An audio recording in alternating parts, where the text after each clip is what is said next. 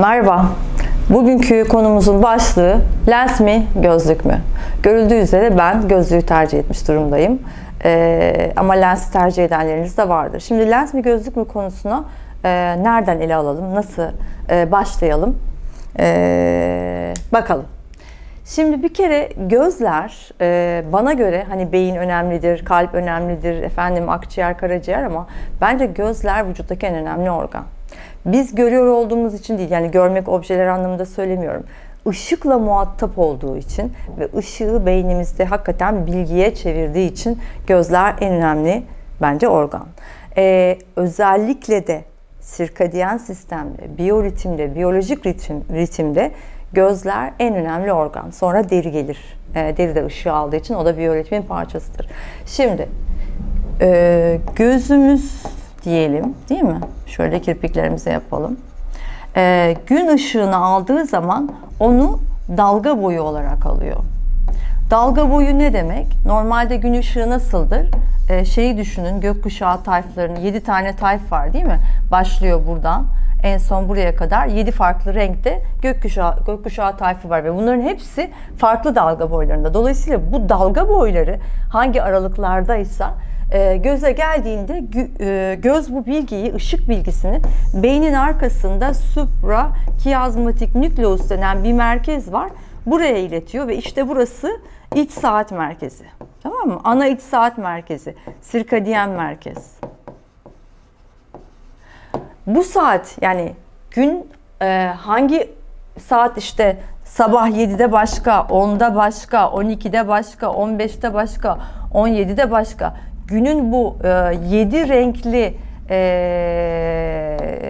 gün ışığı tayfının farklı yoğunlukları gün içerisinde farklı oluyor ve onlar da ayrı ayrı dalga boyları oluyor. İşte bu 7 rengin hangisinin daha yoğun olduğuna dair dalga boyları gün içinde sürekli olarak gözümüze geliyor ve gözümüz bunu arkadaki iç saat merkezine söyledikçe biz GPS ayarı yaparak dünya üzerindeki konumumuzu belirlemek, zamanı, saati, mevsimi, iç saat olarak yani kendi konumumuzu böyle belirliyoruz. Şimdi göz en önemli organ çünkü bizim GPS'imiz. Gün ışığı olan, güneşin kendisi olmasa bile yaz kış, gün ışığının yoğunluğundan, dalga boyundan günün hangi saati olduğunu biliyor ve ona göre iç merkeze haber veriyor. İç merkezin görevini suprakiazmatik nükleus'un, o da uçtaki minik minik merkezlere veriyor. Uç merkezler diyelim. Bu tek bir hücre de olabilir. Bir böbrek hücresi de olabilir.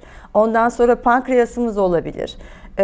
Tiroidimiz olabilir. Vücuttaki bütün hücreleri ve organları da haber veriyor. Burada saat kaçsa bunlar da aynı saati alıyorlar. Ama saat bilgisi göze gelen ışıkla beraber alınan bir şey. Okey. Şimdi demek ki göz bu bakımdan bizim için önemli. Neyi filtre ediyordu? Işığı ve ışığın tam olarak hangi yoğunluktaki renklerden oluştuğunu. Fakat biz lens kullanırsak, lensler özellikle de ışık filtreli oluyor. Hani ultraviyole filtreli, ışık filtreli. Yani gün ışığında olan her şeyin aynısını gözün içine göndermiyor lensler. Belki ileride tüm gün ışığı veren lensler çıkacaktır ama bilgim dahilinde böyle bir lens yok. O yüzden lens kullandığımızda biz gün ışığı tayfının bazı renklerini, bazı dalga boylarını filtre ediyoruz. Bunu bir miktar iyi gibi söylüyorlar. Çünkü ultraviyole göze de zararlı vesaire vesaire diye. Ama lensle full bloklamak yerine neyse göz sorunumuz, onun için gözlük kullanmak çok daha anlamlı. Çünkü en azından sağından solundan girecek olan ışıkla gene iç saatimizi ayarlayabiliriz. İlla ben lens kullanacağım, gözlük kullanmayacağım diyorsanız da sabah kalktığınızda şu renk tayfının ilk saatini, güneşin doğduğu ilk saati lenssiz, evinizin balkonuna camı açarak dışarı çıkıp çıplak gözünüze ışığın bir miktar gelmesini sağlayarak hiç değilse GPS'inizi güne başlangıç olarak hazırlamanız lazım.